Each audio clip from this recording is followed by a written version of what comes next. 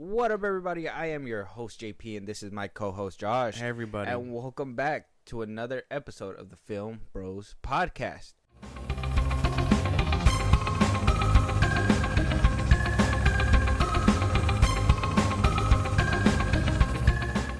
All right, y'all. As you guys can tell from the theme music, this is another Horror Fest installment. We're almost at the end of October. I think our final one is coming up. We're going to be having that FNAF review. Actually dropped today at the time of recording, or it's going to be dropping this week, whatever it may be.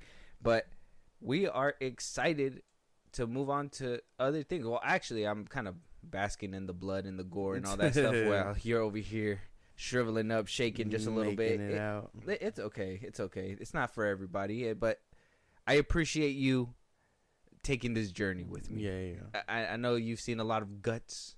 I know you've seen a lot of blood, dude, a lot of cuts, a whole lot of stuff, a lot of snapping. I am. Oh yeah, I am interested in watching the rest of the films from this franchise though that we're about to rank up, or not rank up, but put against each other. Yeah. Well, I want to hear what you think. I want to hear what you think when you get to that point. But today, for the Horror Fest conversation, we are not going to be.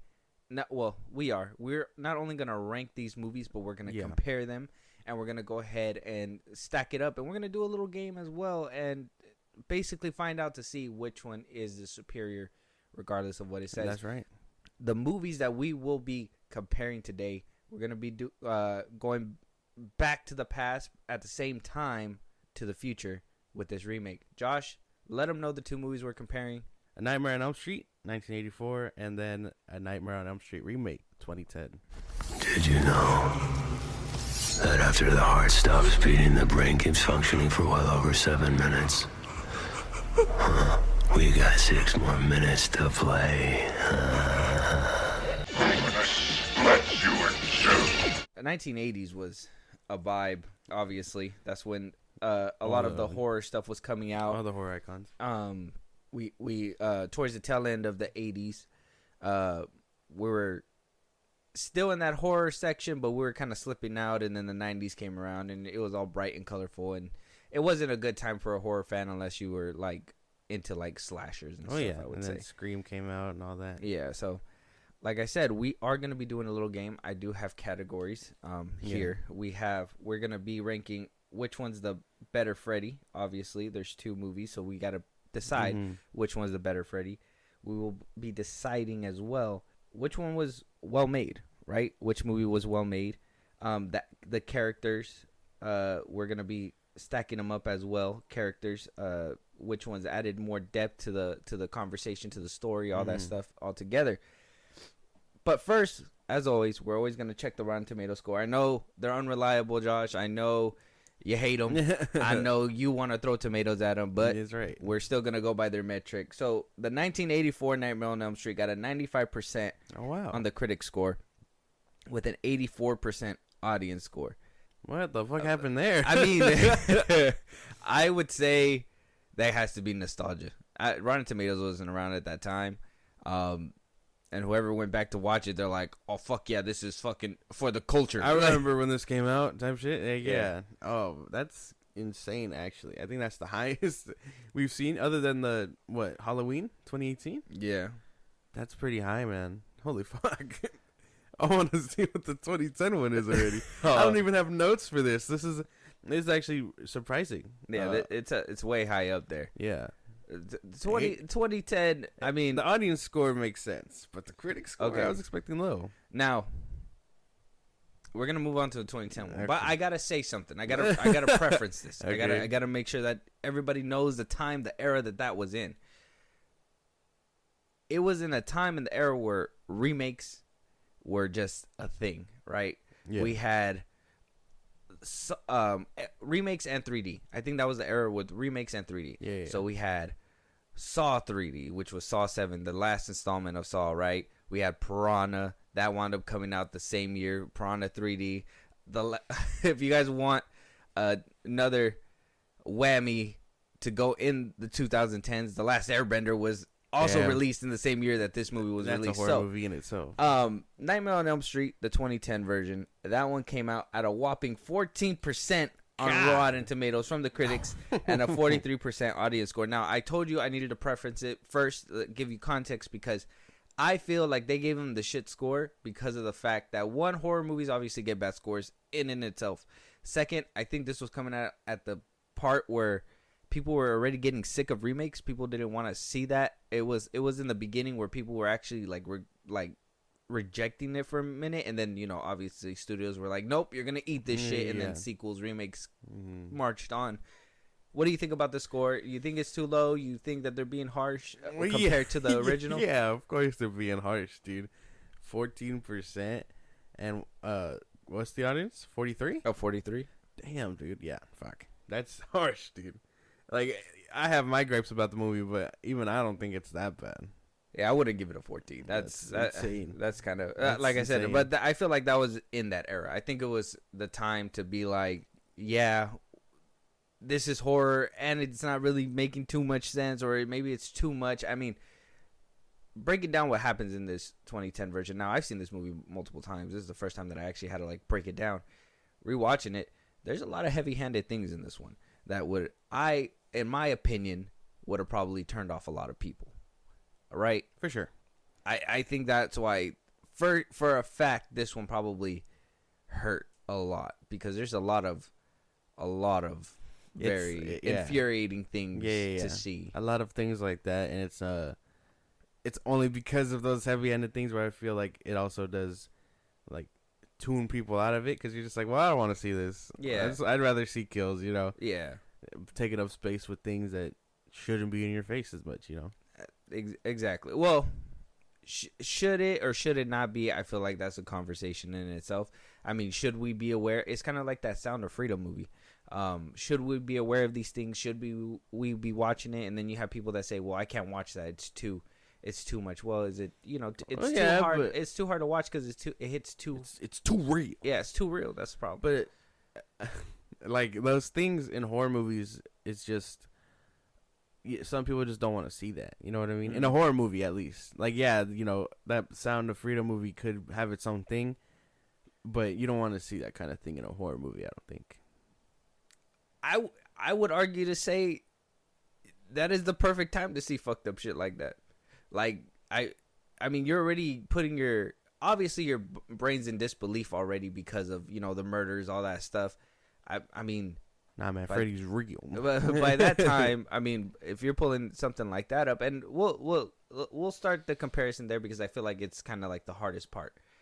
In the original one, they didn't really distinguish him as a pedophile. Yeah. They only said that he was a kid killer. Yes. In the 2010 one, they decided to go ahead and label pedo on there. Yeah, fully deep dive on that motherfucker. Yeah. He's on the registry and everything. Like I said, I would argue that horror movies would be the perfect time to do that. Now, to do something like that if they wanted to.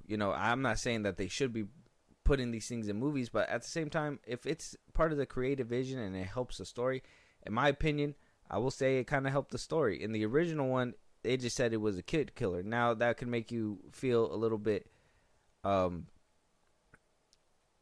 like you can be on the fence whether or not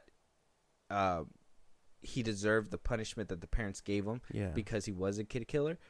I mean, a lot of people are going to be like, well, yeah. And then with this one, they added that pedo stuff. They decided to dive deeper and be like, well, not only did he didn't kill any kids, he actually did far worse. He did something, that they have to live with. They had their shit suppressed, whatever. In the original, he was on trial. He wound up bailing out, but then the parents took it into their own hands. In this one, the parents just take it straight into their hands, right? They're just like, hey, we're gonna get this. No police involved or nothing. I know, like I said, I'm gonna run down the whole movie right now after we talk about this, but I just wanted to bring this up because I honestly feel like this is probably the harder topic that a lot of people want to listen to and stuff. Better to get it out the way, I guess. I think because of the time and era of the 1981, it's of course, it was probably a more taboo thing, to be like, hey, there's no crisis, like calling Freddy a pedophile is insane, So they went with that undertone, and then they went away with it in the movie. 2010, people were kind of just like, oh no, we've seen enough of it. We might as well just shoehorn it in this movie. I don't know. I feel like it just hurts this movie in a way that it kind of reminds me of the 2007 Halloween, where it's like you get unnecessary things in a movie that I guess shouldn't really be there. Mm-hmm. You know what I mean? In Halloween 2007, I think you said 2017. 2007. Yeah. In the Halloween 2007, that was a director's cut that, was his original vision. And I would say, yes, it was unnecessary. I mean, if he had to think of a way for Michael to escape, I mean, that was just like... And he was like, I have an idea, and that's probably what came out. That's crazy. But this one, I feel like it helps with the story because it kind of helps towards the end when it kind of teeters like, oh, we didn't know whether or not he was in the right or wrong. Now they kind of, spoiler alert, they're going to throw that away later on in the movie. But if they would have played on that, I feel like things would have changed. If they would have played on, was he actually innocent or guilty? But since they just completely were like, oh, well, he actually is guilty. I think that's where it just got a little too real for people. But I think having that backstory isn't a bad thing. That's why I said in the 84 one, I feel like they kind of implied it, but they didn't blatantly show you. Like they were just like, hey, it might have happened, wink, wink. Hey, it could have been done, wink, wink. But it just, you know what I'm saying? Like, I just, we'll probably break it down a little bit more. For sure. But just for a little bit of preference, not preference, but to kind of show you where we're kind of standing with the movies for right now. But before we march on and before I break down these movies a little bit more and compare them a little bit further, you want to let them know where they can talk to us, catch it live. If they want to request a movie, talk to us about topics, and support us in a big way. Twitter, TikTok, Instagram at FIlmBros Podcast. We post new episodes, or you get us up there for any news or movies you want us to cover. Listen to us anywhere you get your podcast at FIlmBros Podcast. That's Spotify, YouTube Music, Apple Podcasts, things like that. Support us in a big way. Buzzsprout, link is in those bios of the socials I just gave you.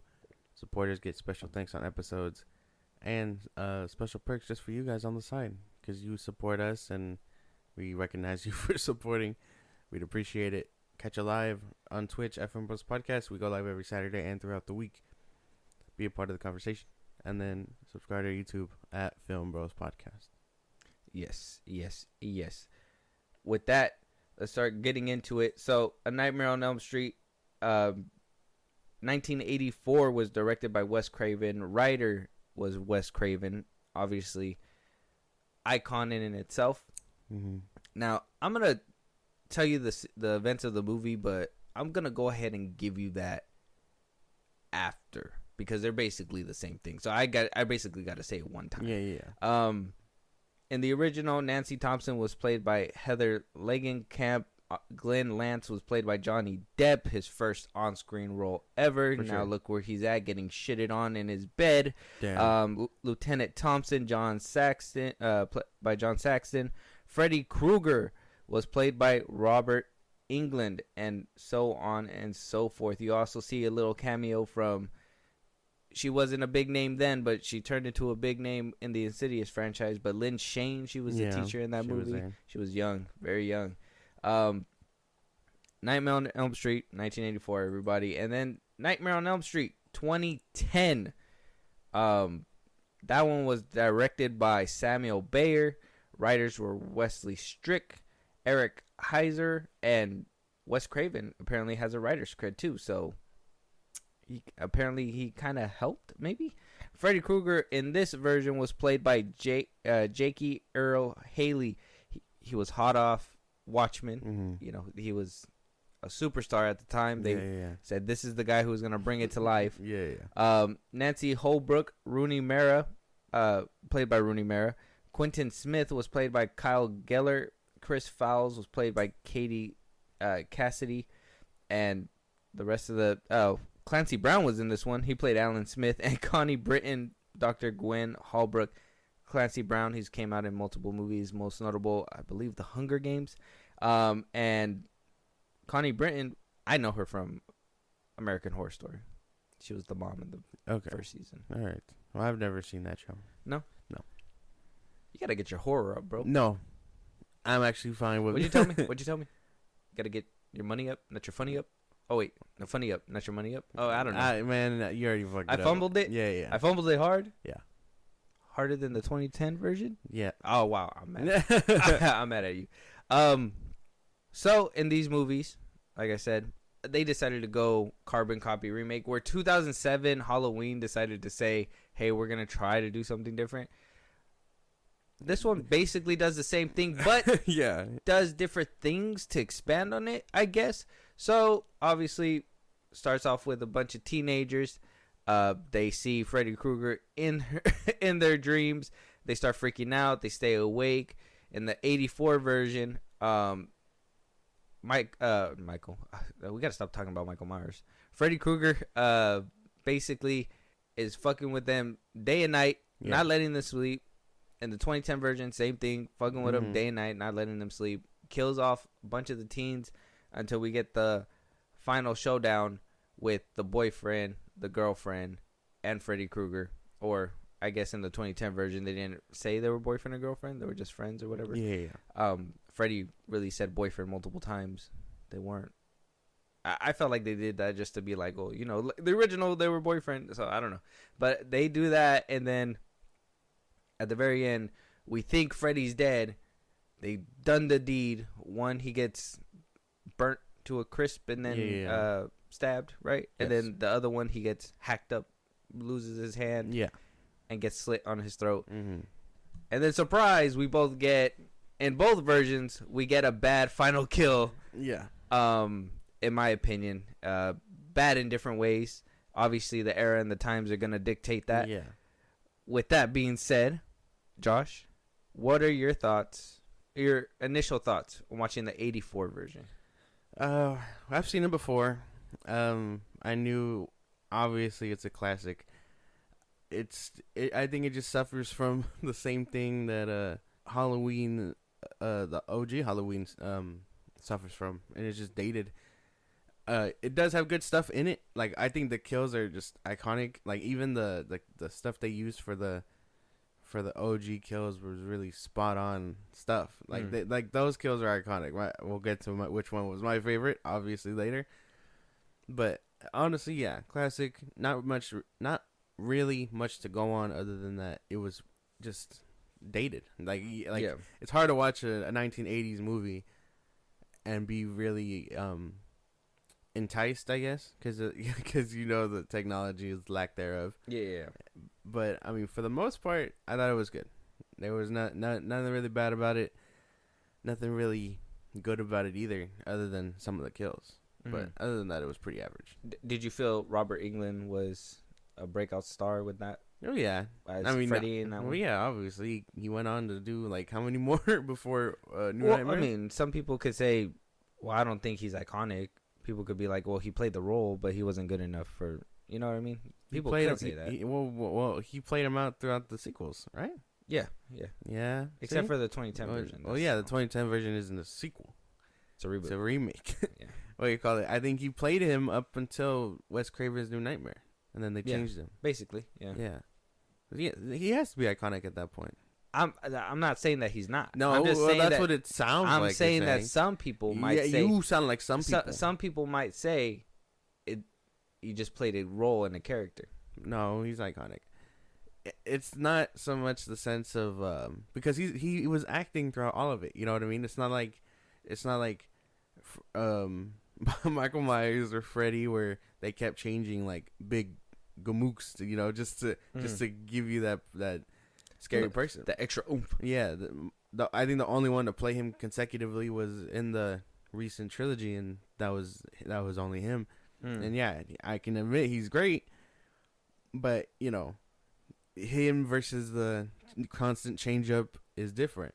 Michael Myers is iconic, not the actor, if that makes sense. Yeah, yeah. That's what Freddy I'm saying. Krueger is Freddy Krueger iconic? Yes. Yeah. Or, so the actor is not? Well, yeah. They come hand in hand. It's not like, again, it's kind of like saying, because I don't feel like Freddy Krueger is like Michael Myers in them, because he doesn't wear a mask. It's him. So I would say he's kind of like Hugh Jackman as Wolverine. Like, that's what I'm saying. Can you separate that person? Can you be like, oh, I could see somebody else taking on that role? Well, yeah, but or not can as you well. only see Robert Englund as that person? Well, and, yeah. and is that is a part of that fact that because you only had one version of him? No, I think he does really good. I think he's iconic. Robert Englund as Freddy. You can separate the two, is what I'm trying to say. And again, it's not like, well, yeah, they wear masks and stuff, but that's the thing. It's they went through several actors throughout the Halloween franchise. They are an iconic. It's Michael Myers. You get what I'm saying? It's the actual character. It's not the person behind the mask.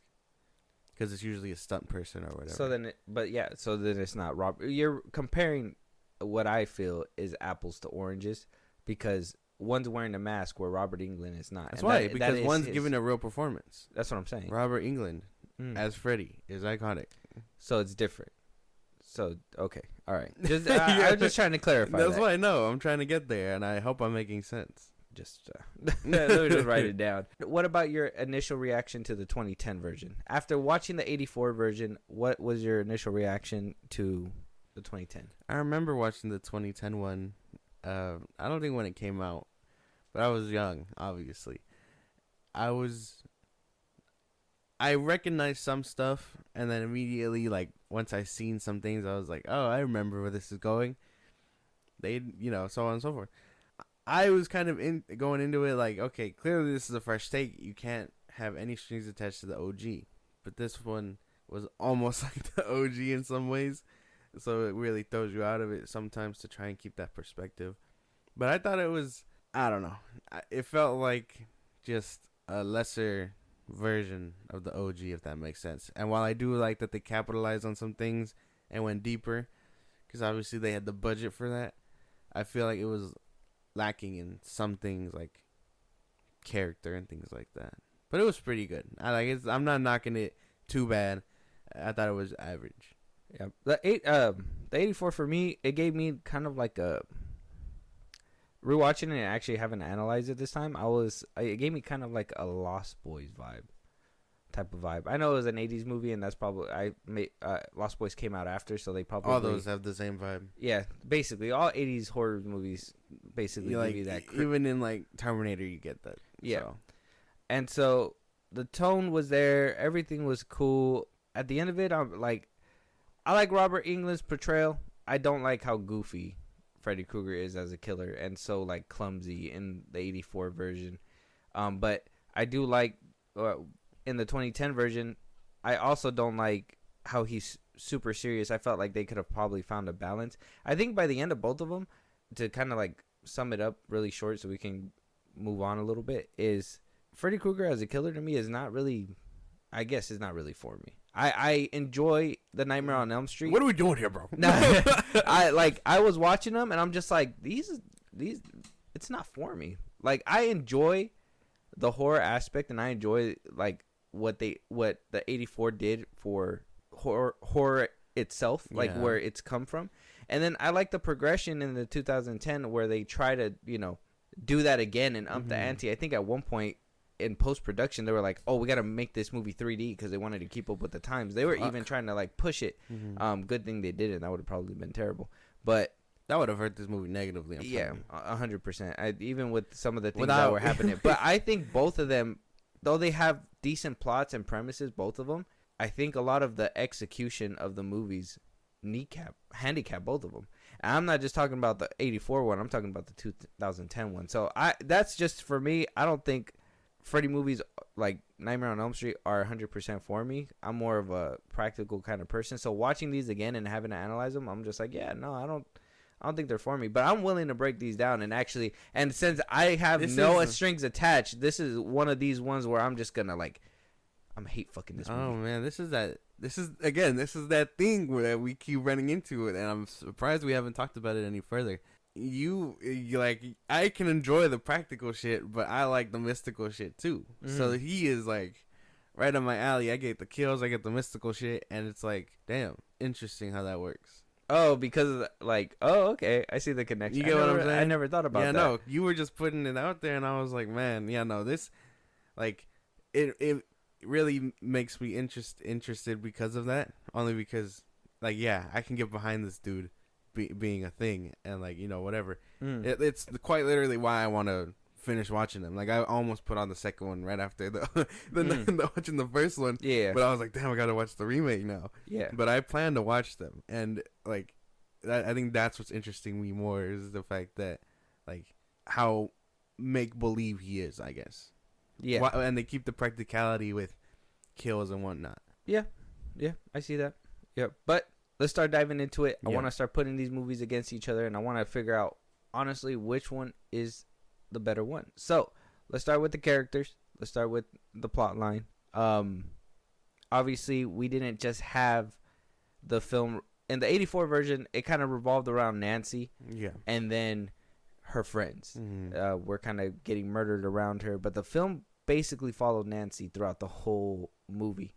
In the 2010 version, it seems to be following the blonde girl, the friend. I can't remember her name off top. Chris? Yeah. Yeah, you're okay. You remember them. Yeah, Chris. It would seem to have been following her in the beginning and kind of hinting that, well, Nancy was Nancy. Yeah. And then, like, I was like, okay, so we are following Chris in this one. And then halfway through the movie, they kill off Chris. Yeah. And then they just follow Nancy the rest of the... They're just like, oh, okay, here's Nancy. Yeah. And then, obviously, it goes down as the same. Chris winds up getting killed right in front of the boyfriend. The boyfriend escapes. I think the boyfriend goes on the run in the '84 version for like a night or so, or like during the day, and then gets Nancy is used as bait to arrest him. Where in this one, he basically gets arrested the same night immediately. And then obviously they both get killed in jail. One is more hilarious. I find the 2010 one to be hilarious because the guy's just like, "Let me out of here." In the original one, he was kind of just in the cell himself. He was strangled. And we'll talk. Well, obviously, kills will be compared later on, and then we move forward. And that was big. We had the first kill, the girlfriend, the boyfriend. That was it, right? There was no more. Well, no, because I mean, I don't think Dean is an existing character in the OG. No, he's not. And then, like, he was the first kill. Spoiler if you haven't seen these movies. He was the first kill in the 2010 one. The chick, I think it was oh no, it's still Chris, right? Yeah, it should be still Chris. It's still Chris that's chasing her in the beginning of the 1984 one. So yeah, very different. I think obviously the 2010 one was trying to give you that shock value right out the gate, and this one and the 1984 one was giving you more eerie feeling. Yeah.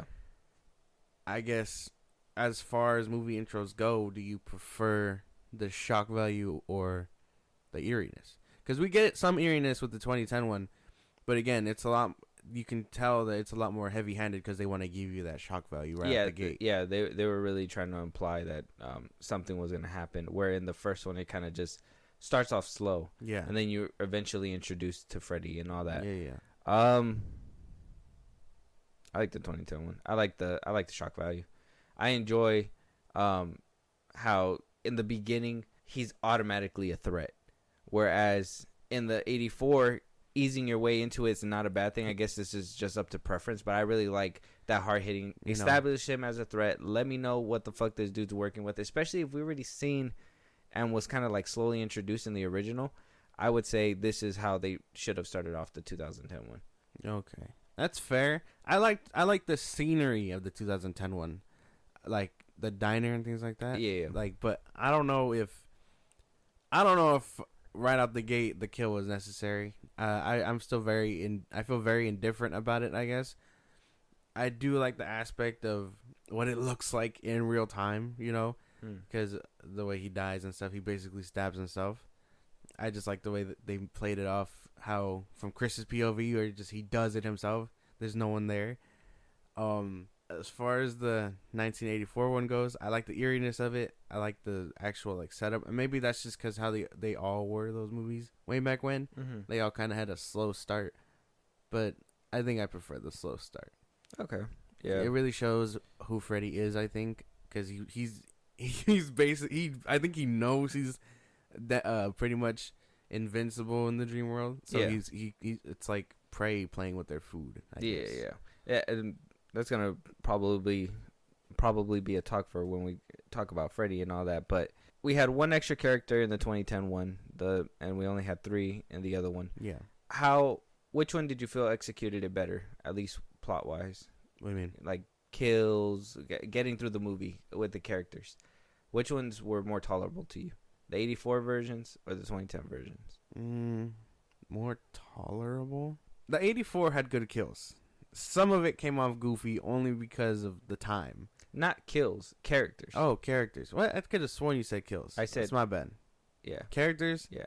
The 2010 one had a lot of obnoxious characters. And, like, I really feel like, obviously because of the era, whatever, a lot of teens were just like, I seen a lot of kids with the skater haircut in the movie, and I was just like, this is the 2010 movie. Yeah, no, a lot of it was just like, oh, whatever, man, whatever. I'm looking at my iPod Nano, whatever the fuck. Honestly, I prefer the actual teens in the 1984 one. I didn't really like the mom right out the gate. I'll say that because, I mean, in the 2010 one, she's gone for the whole movie. And then in the 1984 one, she's there being an alcoholic.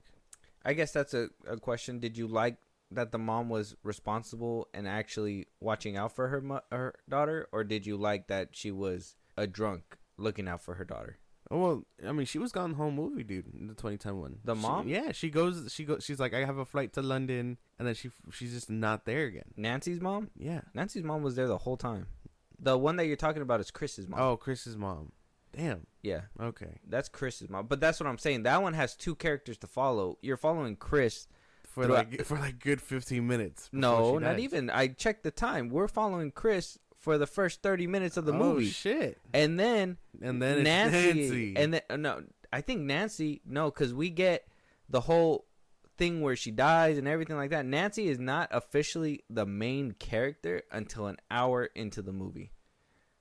Damn. That's when we get that scene after the boyfriend dies and then she's in her bed, just starting to get into the whole Freddy thing. I think we get little glimpses of her at the cemetery, her painting and not wanting to go to sleep. But it was following Chris for a good 30 to 45 minutes of the movie.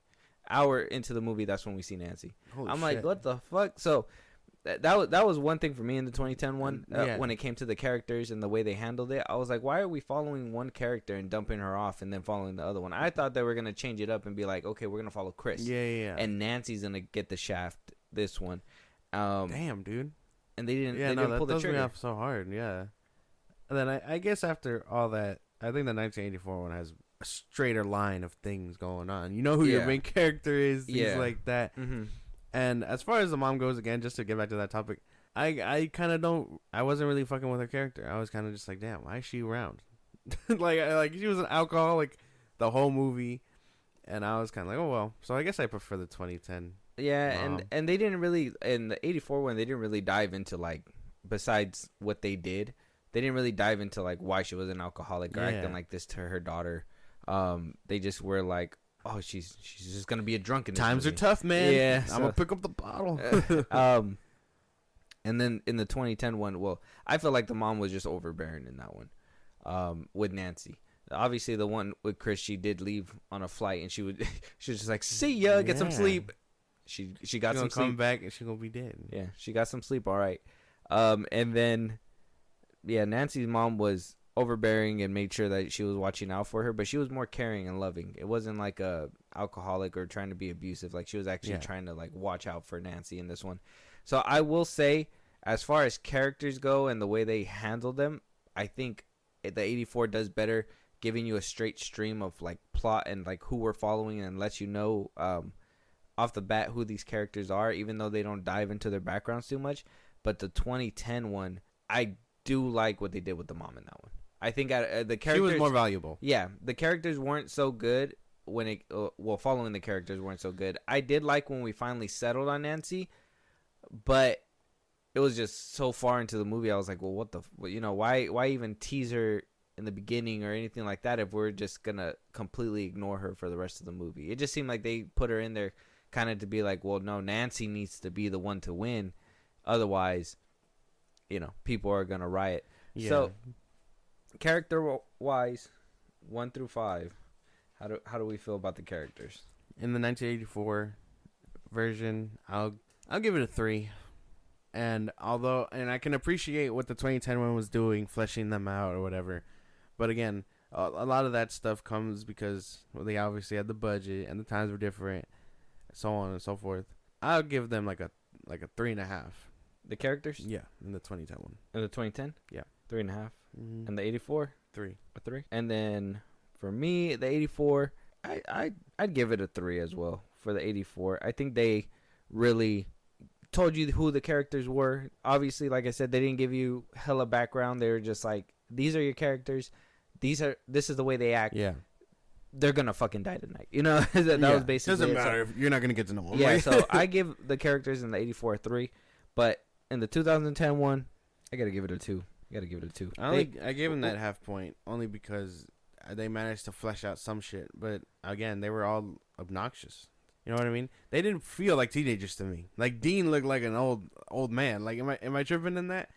Like I'm sure it was because he hadn't slept or whatever, but he didn't look like a teenager. All these dudes looked like adults. Yeah. They look older than what they were supposed to be. I was like, why are they even in high school? It doesn't make any sense. Yeah.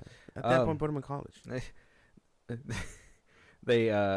Freddie kept them from college, obviously. Be more sensitive. So plot wise, that we can add digging into the backgrounds of characters and stuff like that into this one as well. Plot wise, 84 versus 2010. How do we feel about it? So obviously we have, like I said, it's basically straight streamed in both of them. It's Freddy's here. He's here to kill you for a reason. One deals with, goes in depth and says pedo. The other one goes not that in depth and just says, hey, he killed kids and he was let off by the justice system. Now they, they set him free and parents decided to do justice the way they did. How did we feel about the story as a whole? The extra that they added to the characters, all that stuff. How'd you feel?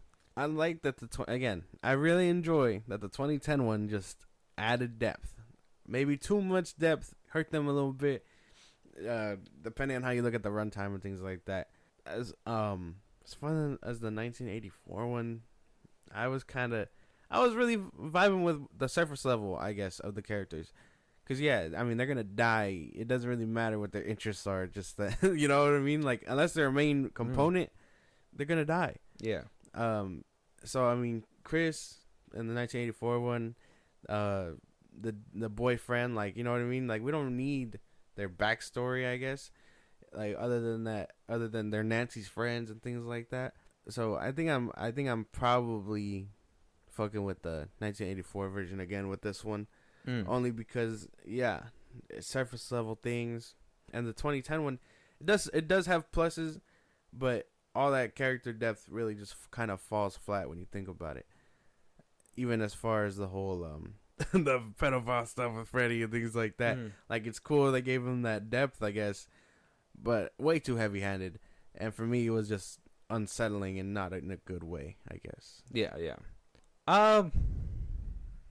The 84 one, I don't like that we just kind of dump characters in front and just were like, oh, they're just here to be slaughtered anyways. We don't have to go in depth. I like that they tried to make some in-depth moments within the 2010 one.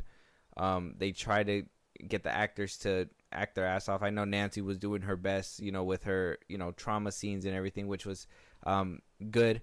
The whole, I think the fact that Freddy was in their lives this deep and that the parents had to suppress their child's memory in order for them to, forget about him, but they actually were in school with these kids before the entire time is a lot better premise to me than just being like, I don't remember Freddy at all.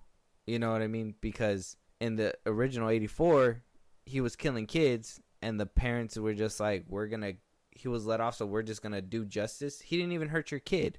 Technically, Nancy was unharmed and all that. Like, don't get me wrong, he could have gotten her, but she was unharmed in all this, and the mom was just a drunk about it and upset about it.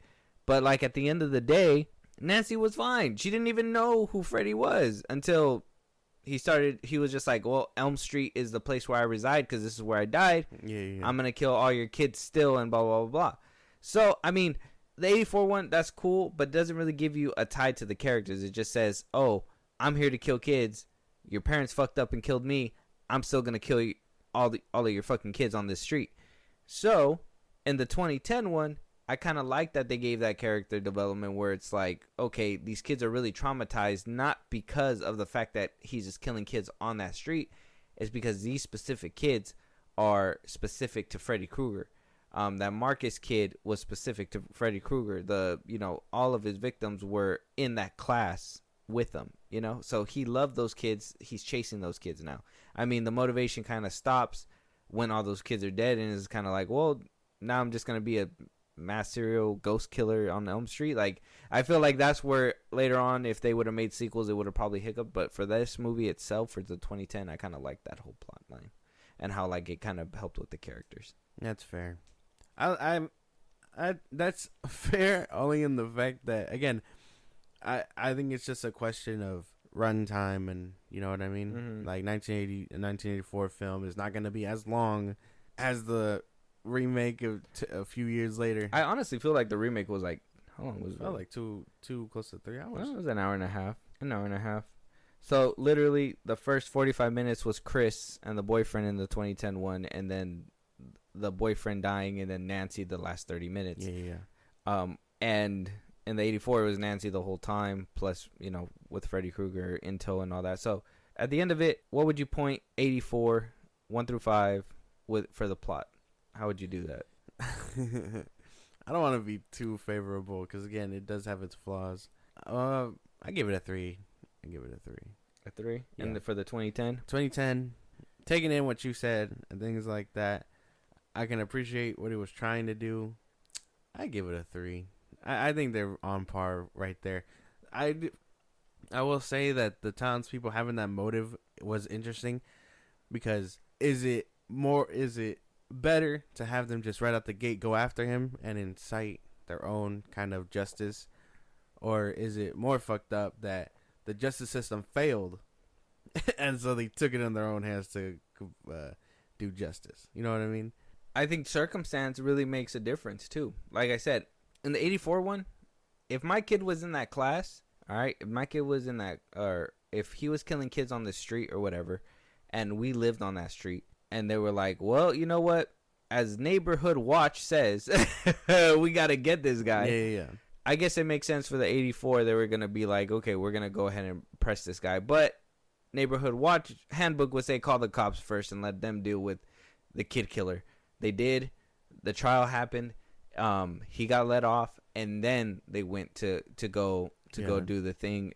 So it makes sense. It has a pattern. It's just, if the justice system said he didn't kill the kids, let the justice system do his job, I guess. I don't know. Why he got let off on a technicality. And then in the 2010 one, I guess I could feel for the parents, because if somebody was doing that to my kid, I'd want to do the same thing. So I can understand the heat of passion when they find out. Yeah. So I think I can relate a little bit more to the heat of like, you know what I mean? In the moment type shit. Like, what the fuck? We just found this shit out.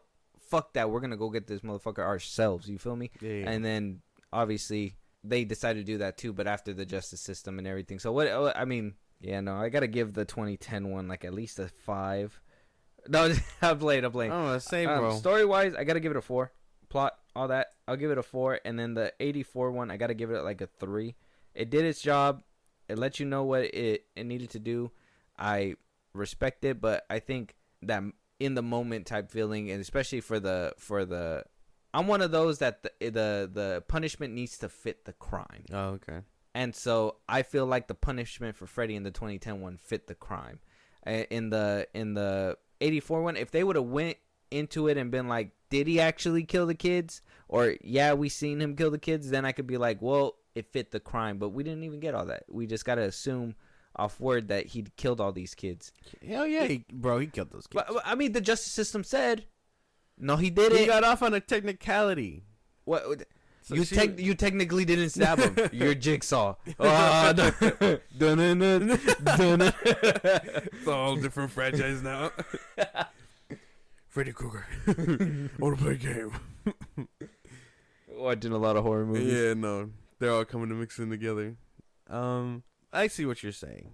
I just think the 2010 one was just, Too in heavy? some aspects, yeah, too obnoxious with their, like, a lot of, ooh, look at this, you know. You get what I'm saying? Oh, look, pedophilia. Pedophilia. Like, what? No, that's jump scare pedophile. Like, you know what? Maybe that could be our next category, obviously. But like, let's talk about the scares, right? Yeah. The jump scares. Just jump scares. Did the 2010 get you? Not really. I don't know. No. Now when she was in the attic, when she turned around, and he was like, bah. No. I feel like this is one of those movies in the era of time where they were just getting too predictable. And sure, you can say, oh, well, you can predict all the scares or whatever, but for me, you got to make me believe that shit. Mm-hmm. And if I don't believe that shit, of course I'm going to see everything coming. You know what I'm saying? But I think that's because you've seen all the movies. I think you've seen like a lot of newer movies, so they really steered away from that. 2010 was an older time, so that's when all the tropes were coming up. I remember them getting me. I think the one that got me was still was the one when he was in the attic, and then they did the whole fake out thing with the mirror with Chris, where they they thought that they were gonna she washes her face, she goes down when she stands up, it's supposed to be somebody behind them. They didn't do that. And then after that, it kind of just I feel like they just kind of stopped. I don't think they try to scare you anymore after that. They're just like, well, we did our best, we tried. But look, Freddy Krueger, we tried. If we got you, we got you. Yeah. Oh well. So I don't think that they had a lot of jump scares. Where in the '84 one, I don't think there was a lot of jump scares, but there was a lot of moments where I was like, what is that? Like you can hear Freddy screaming, so like, or not screaming, but laughing, and it gives you that eerie feeling. And yes, the 2010 one gives you that with the suspense music and all that stuff, but it kind of falls flat when burnt face Freddy comes out and is like, nah. He comes out of his little hobble. I'm gonna kill you. Yeah, that's not how he talks. But like, I think the 1984 one again. It's tough only because one set the premise and the other one is trying to do better in that aspect to retell it freshly and things like that.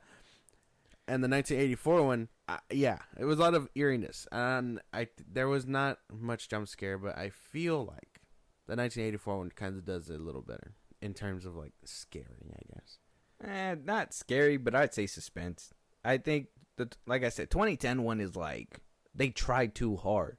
It seemed like they were doing their best to set it up, and then when they set it up, it was like, well, what do we do when we actually set this up? Do we dunk it? Do we subtly do it? And they just kind of went. I feel like they went balls deep with it, and they were just like, hey, we're just gonna go ahead and just go all out because 84 came out. People want to see bigger, better, all that stuff. And though bigger and better is sometimes good, some of the things didn't pan out with this one, and I say the jump scares is one of them 100%. And the fact that they just gave up halfway through the movie was just genuinely, the one in the attic got me again. But then after they did the whole washing the face thing, they just stopped. They were just like, well, we're not gonna try to do this to you anymore. And I'm like, well, we wasted all the good stuff in that one attic scene. The attic scene, and then well, obviously, I think in the beginning, I think they showed their hand a little too early. I think the director went in there not able to hold his wad, and he was just like, the beginning sequence is gonna fucking rock, and then the rest of it was just like, yeah, we're on the roller coaster already, might as well finish it. So jump scares, oh, you know what, and I kind of want to throw this into it too because I think it kind of fits, but how do we feel about the whole Freddy in the daytime with the 84? Because I feel like that kind of helps with the scares and stuff, right? Because there were some times where you didn't know if they were dreaming or not in the 2010 one, but in the 84 one, Freddy would just straight out fuck with them when they were awake. So, and I guess in the 2010 one, to make it make sense, they use micro naps and all that stuff, and And that you could tell, and they would show you like, oh, you know, shit would happen when they go into these dream states. Whereas in the 84 one, they didn't really do that, and they still did stuff like tongue kiss Nancy with a phone. So I mean, well, that was at night. That happened at night. Yeah, but she wasn't sleeping. She was wide awake, and he did it. Well, yeah, but I'm pretty sure that was because she was tired. I think they were implying the same thing. The 2010 one kind of just throws it out there to make it make sense. Which I really enjoy the 2010 one in that aspect, because imagine that shit, bro. Imagine being so tired to where you just start hallucinating, and like it makes Freddy a real threat at that point, because you're just like, well, fuck. I know I'm wide awake, but that does not look like the pile of clothes is clearly a monster now. No. Yeah, and I think that's one thing that really added to the scares for me. I know the eeriness really helped in the 84, but I think when it came down to like the thrill, the scare, and all that, or feeling something for this movie, I think that's the point where I was like, okay, well, yeah, now I could feel it because there's actual tension. Yeah. In the 84 one, I was just like, how is he fucking with them without sleeping? Like that, I thought they're supposed to be asleep. She's clearly wide awake. How is he doing this? And then obviously in the 2010 one, they made that a thing where, like, you know, he would be walking down and, you know, bad CGI bookshelves would like shake and shit, and it would the water would not many jump scares. So jump scares and all. The eeriness it of plays the on the tone, eeriness. all that. A lot of it starts with the eeriness, and it works here. I'd give this one like a 4. Yeah, 4 with all the tension and all that. Yeah. All right. And then 2010 again, I can appreciate what they were doing with some of the stuff, like that grocery store scene, like I said. But yeah, there wasn't much jump scare. They kind of bail on the idea entirely somewhere down the line. I give that one like a 3. A 3. Okay. That makes sense. For me, let me get an 84 or 4. 84 didn't really have a lot of tension. I felt that eerie feeling, but to me, Freddy wasn't really a threat, because I think another reason why was that boy was a goofball. That boy wouldn't do shit. My boy yabba dabba dude himself. Like how do you do that in a horror movie? Yeah.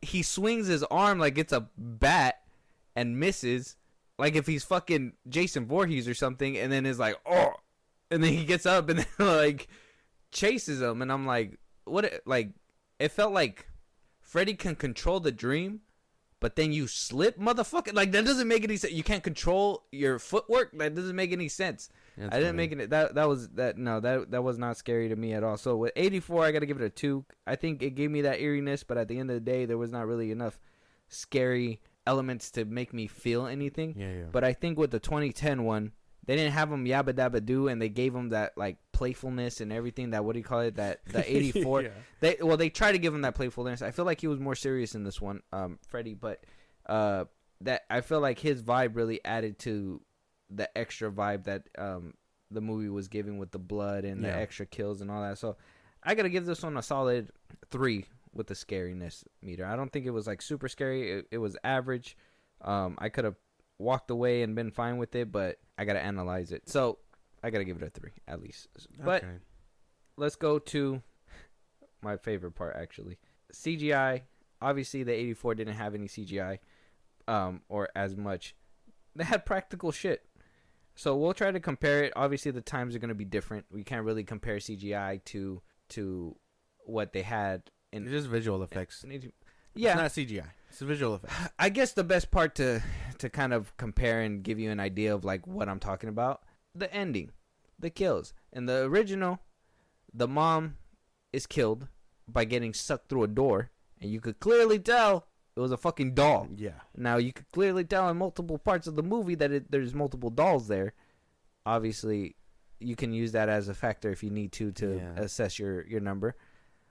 But in the 2010 version, we also got a similar scene, different. The mom is still killed at the end, very horrifically with CGI through a mirror this time. Yeah. It wasn't really the best final kill of the movie. In neither, I would say, in both parts, I think they were both done very wrong, and they could have probably done without them. But they did their best. They tried. How'd you feel about the CGI, the practical effects, and which one did it better, I guess? And like I said, it's kind of hard to compare 84 2010, but we got to do our best. I think, well, oh man, the 2010 tries to do a lot of things. Obviously, they rehash a lot of what the 1984 one was doing, but mainly just with updated look. You get what I'm saying?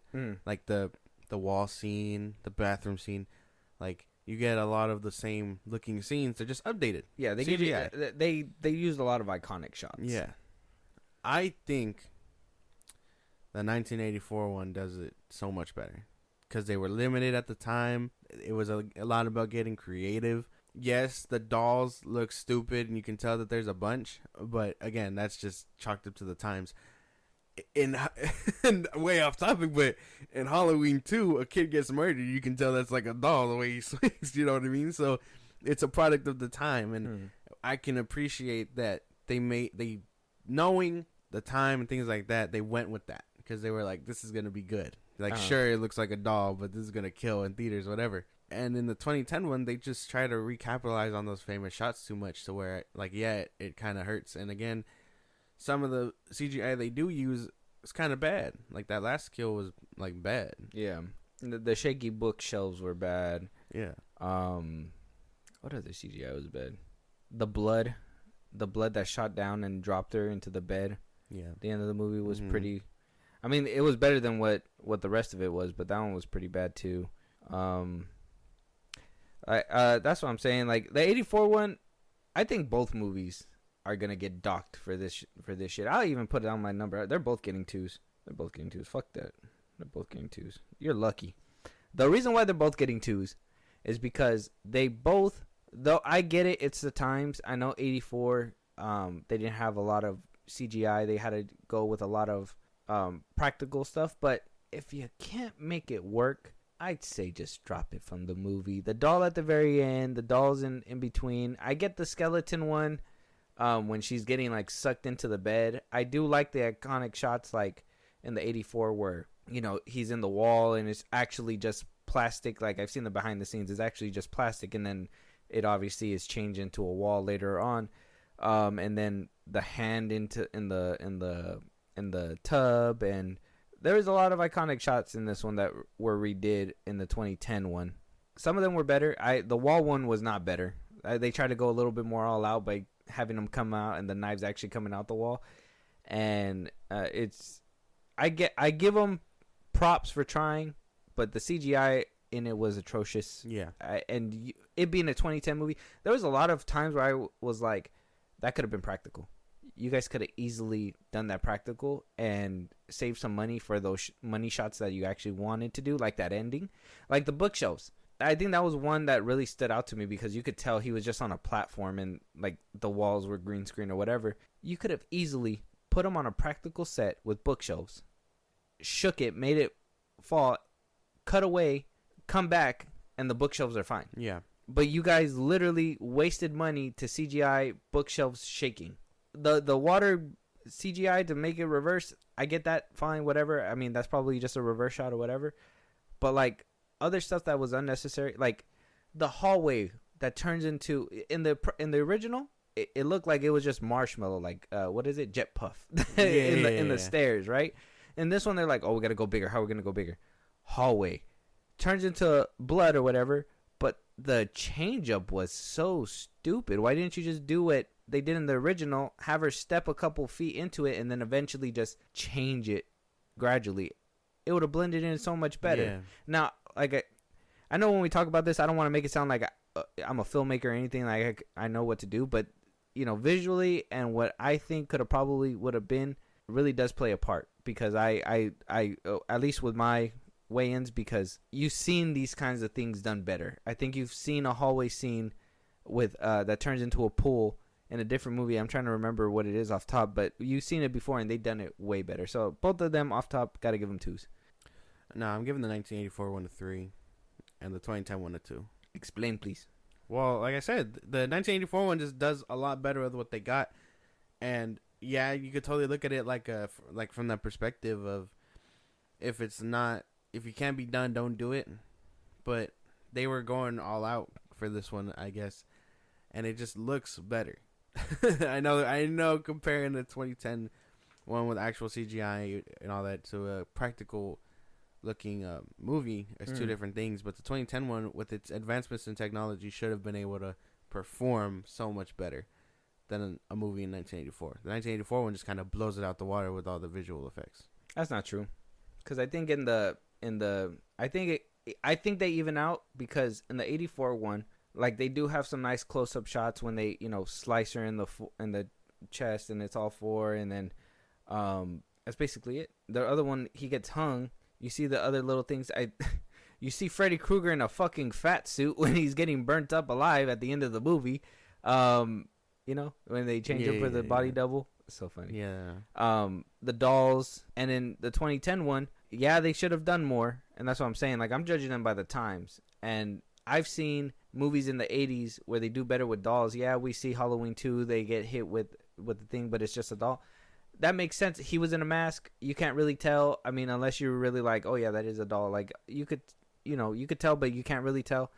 And in this one, you can absolutely tell. Yeah. In the 84 Nightmare on Elm Street, you can absolutely tell. And same thing with the 2010 one. You guys are in the 2010s.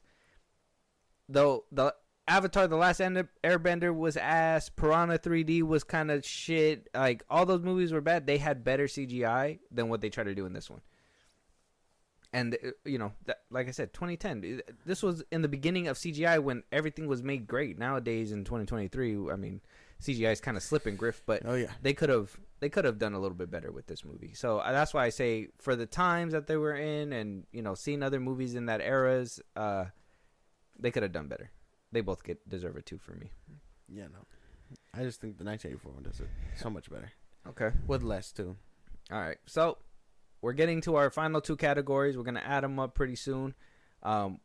Discuss a couple more things if we have, and then we'll spit out our actual ratings for both of them. Yeah. And so, kills. How do we feel about the kills? 84, 2010. Obviously, the 84 only had like about, I want to say 4 kills. 4? It's Chris, the boyfriend, Nancy's boyfriend, the mom. That's it? That's it? Yeah, like 3? Yeah. Nancy didn't have a boyfriend. Johnny Depp. Glenn. Yeah. Johnny Depp. Yeah, he dies. Yeah. 1, 2, 3. And the 2010 one had 5. So 5, because the mom at the end too. Yeah. And then in the 2010, it's Dean, it's Chris, the boyfriend, Chris's boyfriend. 3? Chris, the mom at the end. Well, yeah, 4. Do we count Dominic? I mean, did he die? He got sliced, and then he got left alone. I don't think he died. I don't think they say he died.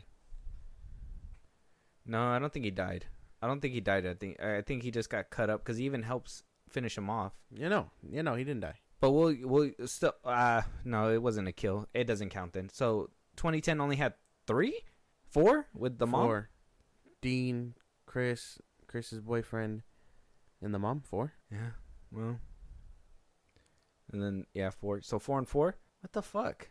See that, and that's another thing. If you're gonna have a dream killer, fucking kill people, man.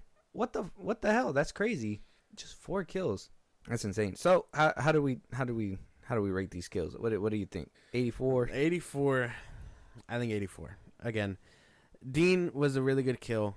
I can't not acknowledge that. Chris's boyfriend, the way he gets stabbed in the chest, is really good. But I think those are the only 2 to stand out for me, because I mean, Chris is just a rehashing of the OG, and the mom's kill was so unserious with that mirror. And I'm sure we'll talk about endings and compare those 2, but holy shit, that one just made no sense to me. I think the 1984 one does it so much better. Like, even like Johnny Depp's death alone was just 10 times better.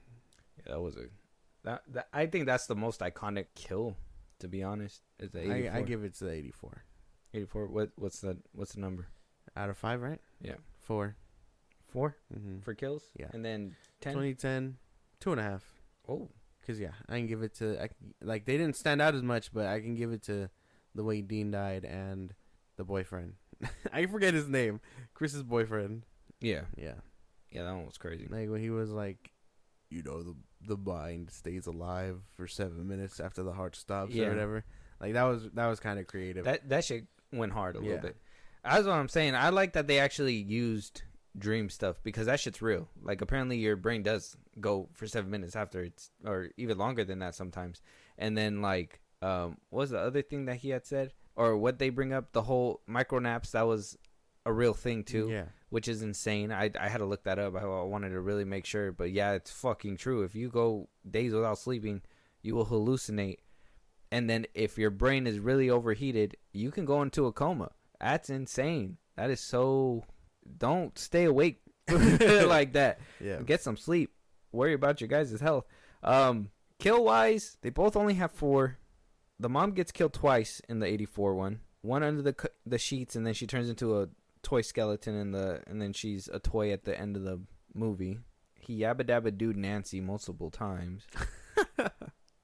That's funny. Glenn's is the most iconic kill in that one. Chris, he just lifted her up and did the 4 claws on her chest in that one too, right? He was throwing her around. He does the chest thing, yeah. And I think she dies a little bit more gruesome in the 1984 one. And the 2010 one, seeing her death, and like I don't think there was any music going around. So no, you just heard the yeah. That shit had me dying, dude. I was laughing my ass off. I was like, this is so unserious. Yeah, that shit was funny. Like you heard her feet like smack the wall. I was like, this is unserious. Yeah, they should have really tried to. Dude, they both were unserious though. The 84 one, she was just swinging back and forth. Like she hit one wall, and then she went back, and then she went back, and then went back, and then cut, and then dead or whatever. But I think she got clawed up a little bit more. I don't think it was just a 4. And then this one, it was just like a straight down the line. And then we didn't get no new iconic kills. It was just more all of the same. Dean died by cutting his throat. Yeah.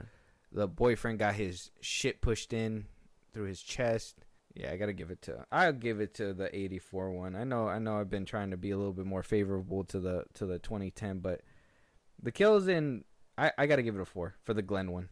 Honestly, I'll give it a 4 for the 84, and then 2.5 for the 2010 one because I did like Dean. That's why.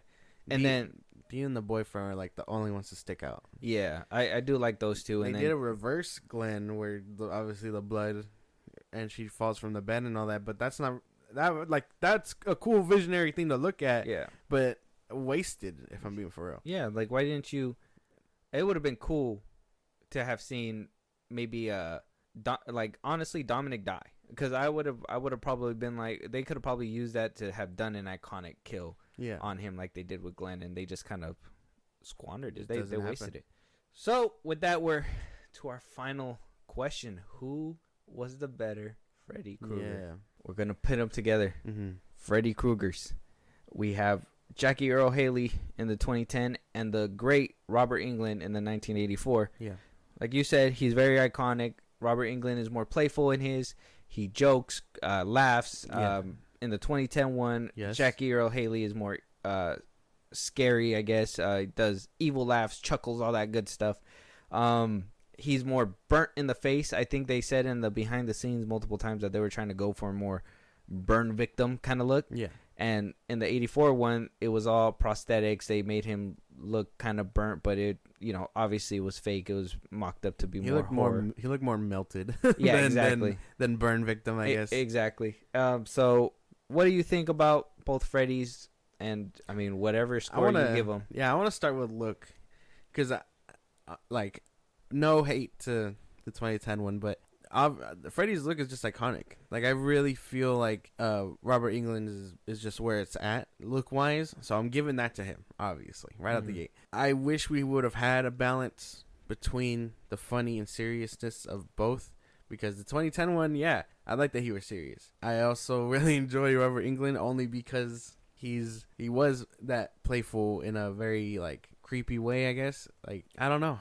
I really think like they both have something that the other lacks, which is I don't know why they were trying to make them kind of funny in the 1984 one. I can acknowledge that it did make me chuckle a few times, but still felt very random but again, I guess it is just him playing with his food. In terms of story and things like that, I'm giving it to The 2010 one, obviously, they go more in depth with him and things like that. Mm. Robert Englund's Freddy has like 6-7 movies of exploring all that, you know? Yeah. This one is one and done, and they do what they can with one. Mm-hmm. As far as everything else goes, he did good kills in the 1984 one, things like that, and he continues to just up the ante throughout the series. But based on this one, man, I don't know. It's tough. All right. Well, let me say my piece, and maybe it'll help me, you sway. Yeah. So the 84 one, I think you're right on the look. I like the creepiness of Jack Earl Haley's of his look in the movie, and I get wanting to like see inside of his skin, kind of like what they did with the Dark Knight and stuff like that. I understand what they were trying to do, but it just came off as too much in that one. I do like his sweater. I do like his hat in this one. In the 2010 one. In the 84 one, it was obviously it's iconic. It's the original. I can't even be mad. I wish in the 2010 one they would have went like Wes Craven New Nightmare route. I don't know if you've seen that one, but like Freddy's look, he's more like red and he has like pointy ears, and they try to make him look a lot more evil in that one. I mean, I think you kind of get a glimpse of it too in Freddy versus Jason when he's in that he's in his dream sequence. It's all red and he's like super evil. Little montage. So they could have went somewhere that route. Now that's another thing I think you're right about, is that they both lack something. I wish there was that middle ground where the 2010 version was playful and the 84 one was a little bit more serious, because as much as I enjoy the take of playing with their food and all that stuff, because you know you're invincible, at the same time, bro, just get it done. Like, and having it with context, right? My context is Freddy uses fear to power up. Motherfucker, you not scary with them long ass arms coming at me down the alley, bro. I'm like, what do you want, a hug? Is that what you want with those long ass arms? You want a hug, and then you see the hands or whatever, and then the whole tongue kissing through the phone. I'm like, bro, I'd have bit his tongue off. Give me that shit. What are you doing, Freddy? Like, don't do that to me. You're not gonna scare me like that, bro. That shit, I like all that. What could have been done with? Like, I get the playfulness, but there's a way to be playful at the same time as being scary. And I think in the 2010 one, they did it a little bit better, because if he needs fear, and the best way to get the most amount of fear out of him is keep him awake for multiple days. Make sure. I mean, I just want to say this real quick. In the 84 one, Freddy got hit with a fucking coffee pot, bro. A damn coffee pot. That was funny. Ridiculous, bro. In the 2010 one, it was hard to get him. Yeah. They weren't able to touch him until the very end. When they pulled him into the real world. And that was because he wasn't being even though he was being playful, you know, in his own sick way, killing the dog, bringing her outside, laughing, doing all that shit, and then eventually getting to the point and killing him. Yeah. To me, that makes sense. Giving him the backstory, because he even said too, your trauma is what fuels me.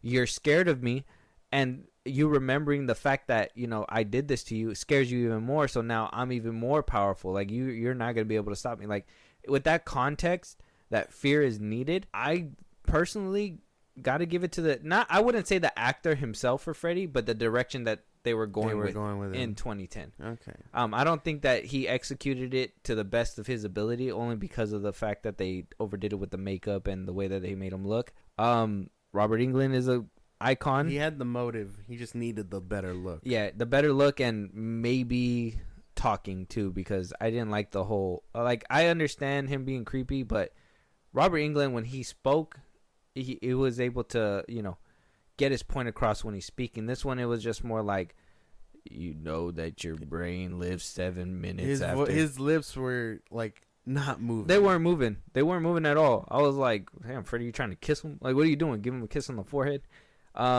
Yeah, you say it all the time, but I'm just gonna say it's so unserious, bro. That shit was just, the close-ups were just not good in that movie at all. When I was watching it, like, every single time you could tell like his face was fake. At least with Roberts, you could tell that it was his face just with makeup or little pieces on it. It wasn't all. They were trying to go for, again, he just looked melted. He didn't look like a burn victim. He dead ass looked like melted, like he's been through shit. Yeah. Like he's been through hell type shit. Yeah. And he just needed the look. The 2010 one, I guess, now needed the look, and then it would have been a little bit better. So how to score it? I guess. I mean, is his motive enough to overlook such an iconic look that was kind of necessary, or what? I guess that all depends on you. Damn, dude, don't put me in this pickle. I'm gonna go ahead and I'm gonna rank mine first. So I'm gonna give the 84 one. Robert Englund, he's an icon. Love him. I'm gonna give him a 4.5. He's great in the character. I think he does amazing. And this is not just because he nostalgia or anything, because if he was bad, I would completely give it to him. I think he really sold the character as Freddy when it comes to the playfulness. Like I said, the direction was lacking, and that's why I got to give him the 5. But I get where he was coming from. I got to give the 2010 a 3.5. I'm going to give it a 3.5 because I do like the motive, but I hate the look. I think the face was really bad, and I don't like the talking when he would speak. But the motive on why he was doing it really sealed the deal for me with the movie and helped me keep watching. So I think for me, those are the important aspects. What would you give it? I give the 2010 one a 3, simply because motive. He just needed the look to complete it. A little bit more playfulness. Move your mouth a little bit more, like a 3. Yeah. And Freddy, the 1984 Freddy, he had the look. He just, I think you hit all the points. He just needed better direction, and I don't know how he is with the sequels. I have not seen those in a long time. Me neither. I have not seen them. Yeah. I think I gave up after the 5th one because I think it's exactly what you said. It's just I can't get behind something that's not too tangible. Okay. Is that the one when he goes to hell? The second one? No. You said the 5th one. The 5th one? No, that's the Dream Children. Oh, okay. The Dream Fighters or whatever. I don't know. That's 4. Oh, okay. That one's 4. I don't know which one's 5. I seen Wes Craven's New Nightmare, but I don't remember that one too well. That was like a long time ago. I think the most I can remember from that one is the glove, like scurrying across. If you can remember that. No. Damn. Okay. No. I remember one where he jumps in a video game. That one's crazy. I remember that one. I give the 1984 one a 3 also. I think they're right on par. They're just missing something on both sides. Okay. Oh, very good. A little bit more honest than what I would have expected. So let me just, since we're done here, we basically tally it all up. I'm gonna tally it all up. All right. So with the 84, all the points tallied up on your side. Yeah. You gave it basically a score of 20 out of 100. Damn. It's so unserious with the fucking Jigsaw. And then for the 2010 version, you gave it a 17. Okay. With all the points tallied up. For me, with 84, the 84 I gave it a 18.5. Okay. And then the 2010 I gave it a 17. So we both gave the 2010 a 17. Okay. And I gave the 84 18.5, and you gave it a 20. Now, I think that goes to show that you just love fantasy a little bit more. I don't know what to say. That one is kind of baffling to me that you gave it honestly a better score. You really did like it. Very good. But with that, give us the official score, Josh. The ranking out of 10. 1 through 10. 84 first. I want to hear it. 1984, A Nightmare on Elm Street. Obviously a classic. I really want to see the sequels just to see how it all pans out. It does really well for what it is. The times were really pressing on this film.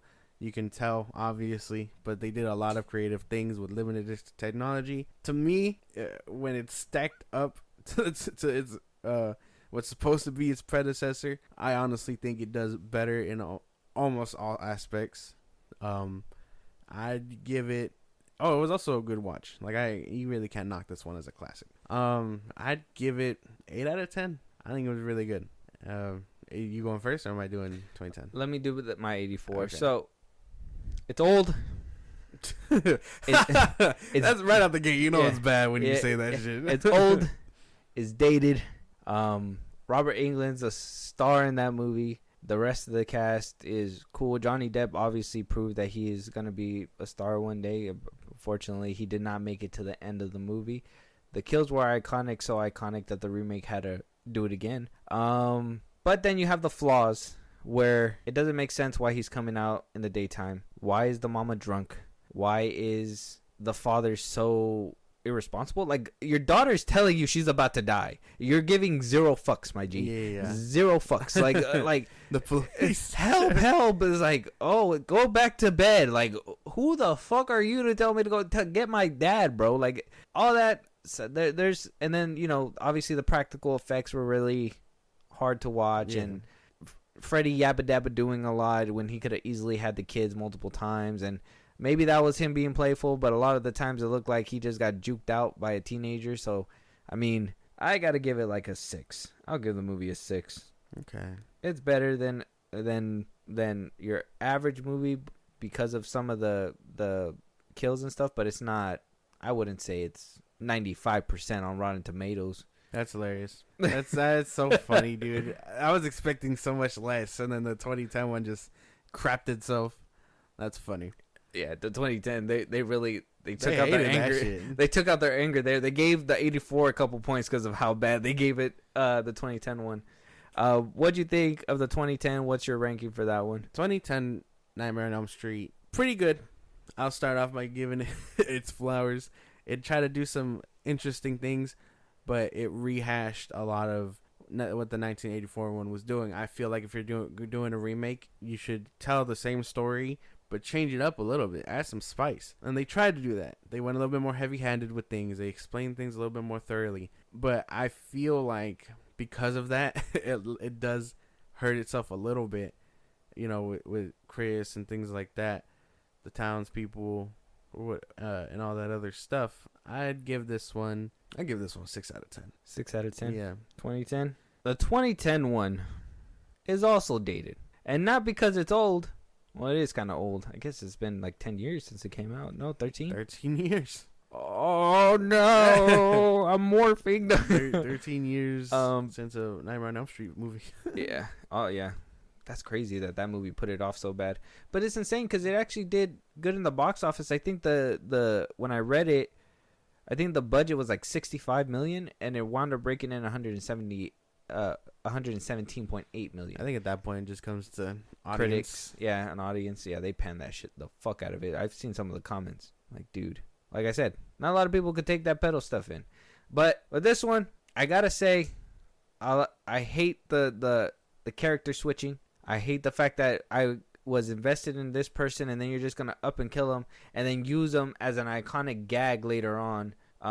Because like I said, the 84 was so iconic, they had to do it so nice, you had to do it twice. Yeah.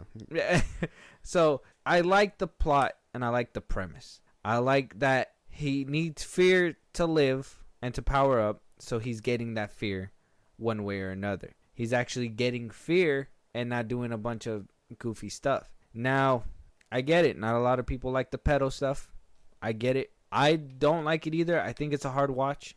I obviously have my children of my own, so like, you know, even thinking about those things, it's hard to, you know, even put in my head. But I understood the assignment when I was watching this movie, and I know that Freddy is that character, and they, like I said, they didn't say it in the 84. I felt like it was always implied. This one, they were just like, yeah, we're not implying it. We're telling you. Yeah. We're letting you know. This man's kind of fucked up. I like that there was a personal connection between Freddy and these kids, and there wasn't like, oh yeah, you just live on my block. You about to get mowed down. Yeah. You're in the wrong house. There was motive behind it. The kills, they're okay. The little bit that we got. The fact that you try to take it into that eeriness, like it was in the 84, but then also try to do like this new jump scare type shit and, you know, kills and everything. It's like, pick a lane. Did you want to be the 84 or did you want to be something new? That was that. I guess that's where it all boils down to. Ultimately, this movie just left me with, by the end of it, I think the ending really checked me out. I was like, you guys fumbled the 84 ending with that doll. You guys are going to refumble it the same way, just updated. It's like, oh yeah, how do we fuck up the ending this time? We can't use a doll. That's too on the nose. CGI. It's like, bro, like there's no way. I'll give this one a 7. Only because of the motive. I think that's the only reason. Nope. Nope. I can't even say it with I can't even say it with a serious face. I give it a 6.5. Okay. 6.5 out of 10. That's funny. Barely better, barely tolerable because of the fact that of the plot and everything, but everything else is not the best. I don't really think.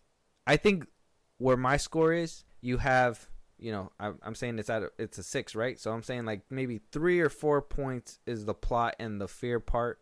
I probably give it 1 point because of the fact that they're making Freddy serious, and the last half point it has to just be because of the attempt. Because even though I don't fuck with those the remake shots, I do like that they did an updated version, if that makes sense. Like it's not like it's something too crazy. I think the first one was the craziest one where he comes out the wall, that they did it a little bit different. Yeah, but everything else was basically the same. The girl being pulled and then standing there and calling her, and then obviously the kills were basically the same. The hand in the water. It just seemed cool to see it updated. Yeah.